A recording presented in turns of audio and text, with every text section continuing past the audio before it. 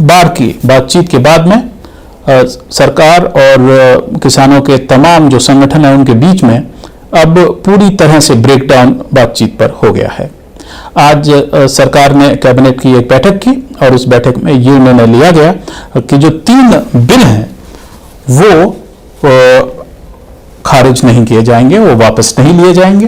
और ये तीनों जो है, क्योंकि अब कानून में तब्दील हो चुके हैं, राज्यसभा लोकसभा दोनों ने पास कर रखा है, इसलिए इनमें कोई वापसी नहीं होगी। और साथ ही सरकार ने कुछ 20 पेज का एक प्रपोजल किसान संगठनों को भेजा और उसमें तमाम मुद्दे जो हैं ये हमारे सामने हैं। हम आपको अभी एक एक करके बताएंगे कि क्या क्या मुद्दे हैं और क्या वो उठाना चाहते थे और क्यों ये हुआ। लेकिन किसान संगठनों ने इस प्रपोजल को खारिज कर दिया है। उन्होंने कहा है कि हम सिर्फ इन तीनों जो ये कानून हैं इनकी वापसी चाहते हैं।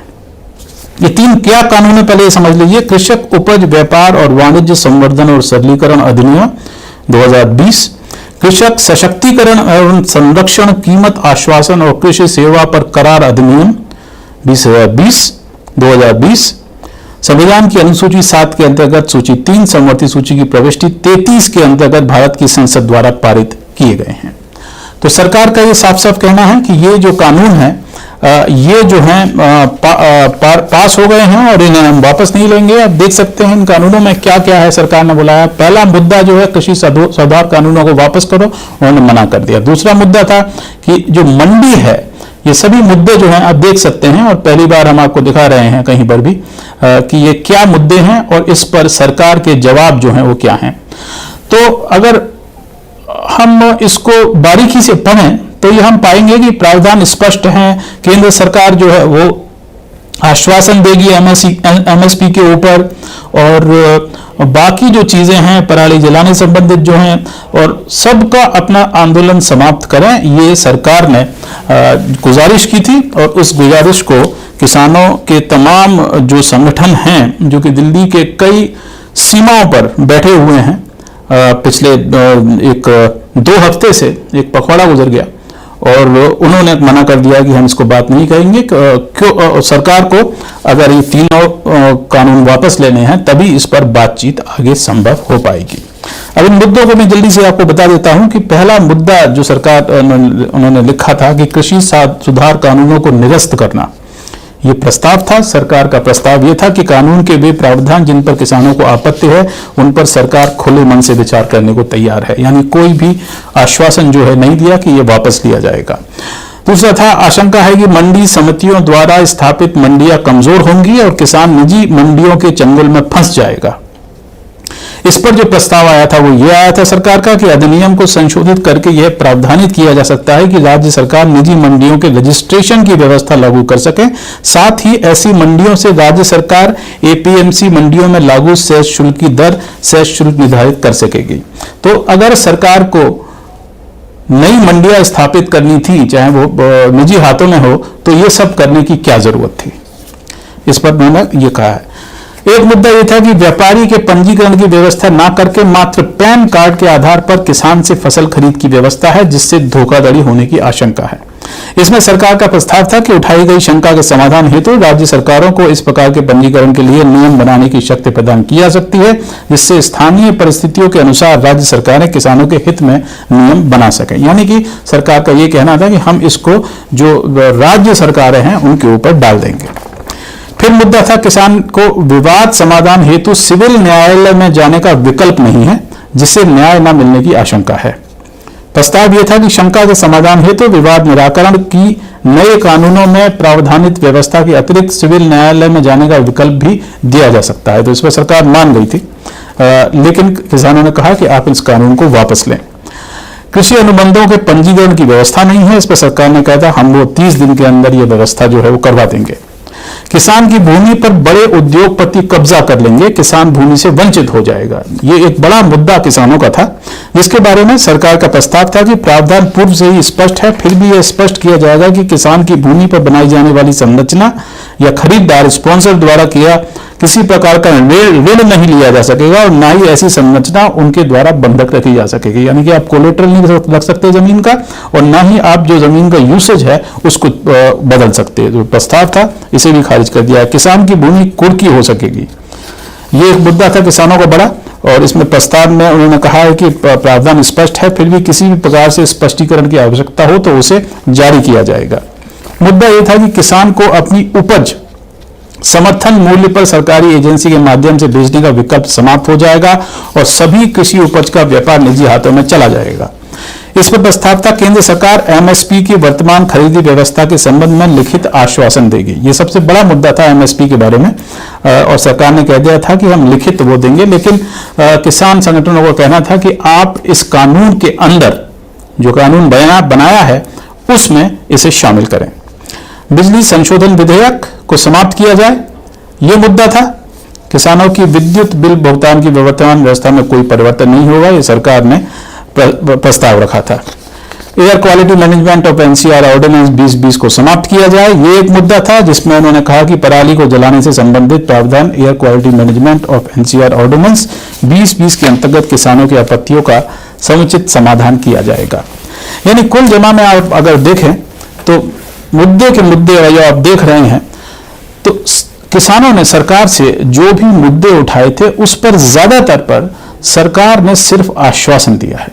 कोई भी ठोस पहल नहीं की गई है कि किस तरह से वो समाधान किसानों की जो आशंकाएं हैं उसका करेंगे। सबसे बड़ी बात इस पूरे किसान आंदोलन के अंतर्गत है वो ये है एमएसपी को लेकर के, मिनिमम सपोर्ट प्राइस, जो कि सरकार तय करती है कि आप मंडियों में, जो सरकारी मंडियां हैं उनमें उस मूल्य पर अपना खाद्य सामान जो भी आप उगाते हैं, जो कृषि की आपकी उपज है, वो बेच सकते हैं। हमारे मुल्क में कोई 24-25 के आसपास ऐसे खाद्यान्न हैं जिन पर कि ये एमएसपी जो है वो लागू होता है। अलग अलग राज्यों में अलग अलग है, लेकिन सबसे ज्यादा जो खाद्यान्न है जिन पर कि एमएसपी दी जाती है वो है गेहूं और धान, तो हैं ये, और इन्हीं पर लेकर के सारा का सारा मुद्दा ये जो है अटका हुआ है। अब ये कैसे होता है?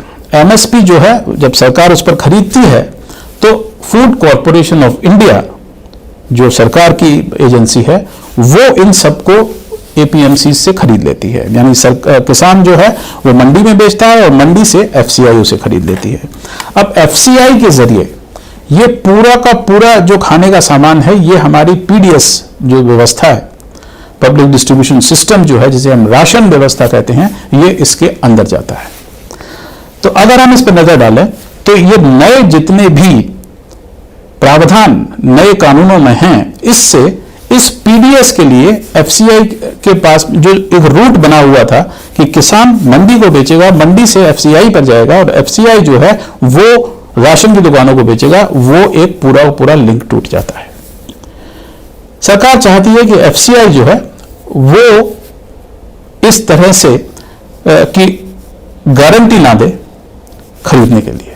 वो क्यों चाहती है? हम आपको एक ग्राफ के जरिए बता सकते हैं कि इस समय एफसीआई के ऊपर सरकार का 3.5 लाख करोड़ रुपए का बकाया है। यानी कि एफसीआई ने किसानों से जो खाद्यान्न खरीदा है अपने भंडारण के लिए, और ये सरकारी कानूनन है, उसका सरकार ने भुगतान नहीं किया है और पिछले कुछ सालों में ये बहुत तेजी से ऊपर जा रहा है। आप देख सकते हैं कि कोई 1 लाख करोड़ के आसपास हुआ करता था, उसके बाद में ये 17 में कोई 97,000 करोड़ के आसपास हो गया था और फिर पिछले 4 सालों में ये लगातार ऊपर बढ़ता जा रहा है। 1,32,000 करोड़, 1,92,000 करोड़, 2,65,000 करोड़ और 3,15,000 करोड़। यानी कि सरकार के पास में FCI, food corporation of India को देने के लिए पैसे नहीं है और ये वो खाद्यान्न खरीदती है फूड कॉरपोरेशन ऑफ इंडिया, जो कि एमएसपी के जरिए किसानों से आता है। अब समस्या यह है कि क्यों किसान जो हैं वो इस बात पर बिल्कुल एकदम से अपना मन बना चुके हैं कि सरकार जो है वो एमएसपी को खत्म करना चाहती है। पिछले दिनों अगर हम उठा करके देखें तो तो सिर्फ 2 बड़े राज्य हैं जहां पर 50% से भी ज्यादा देश का धान और देश का गेहूं वो सरकार खरीदती है। एक नजर आप इस ग्राफ पे डालेंगे तो आपको मालूम पड़ जाएगा कि क्यों पंजाब और हरियाणा में सबसे ज्यादा किसानों में इस नए कानून को लेकर के ऊहापोह है। ये आप देख सकते हैं इसमें, ये 2016-17 से लेकर के और इस साल 2020-21 नवंबर तक के आंकड़े हमने जुटाए हैं, और ये सारे आंकड़े जो हैं ये सरकारी जो वेबसाइट है उस पर भी उपलब्ध हैं, और देश की जो कृषि मंत्रालय है वहां से ये आंकड़े हैं, और लोकसभा में इनमें से कुछ आंकड़े पेश किए जा चुके हैं। तो आप देख सकते हैं कि 2016-17 में जो कुल गेहूं सरकार ने उठाया था वो 229 लाख टन था, और सिर्फ 2 राज्यों हरियाणा और पंजाब में 74% गेहूं जो है वो सरकार के पास गया था एमएसपी के अंतर्गत। इसके बाद में हम देखें तो अगले साल में 17-18 में 62% ये रह गया, उसके बाद में 60% रह गया, फिर थोड़ा सा इसमें बढ़ोतरी आई 2019-20 में और 65% ये हो गया। और इस साल चूंकि एक खराब साल था, एक तो रिकॉर्ड उपज हुई थी गेहूं की और धान की, और दूसरी बार सरकार ने कोरोना पैंडेमिक की वजह से अपनी एमएसपी का जो प्रोक्योरमेंट था वो भी बढ़ा दिया है। और इसमें आप देख सकते हैं कि कुल 389 लाख टन गेहूं जो है वो सरकार ने खरीदा, जिसमें से 201 लाख टन सिर्फ पंजाब और हरियाणा से आया, लेकिन उनका जो कुल हिस्सा था एमएसपी में वो 51% रह गया, जो कि 2016-17 में 171% हुआ करता था।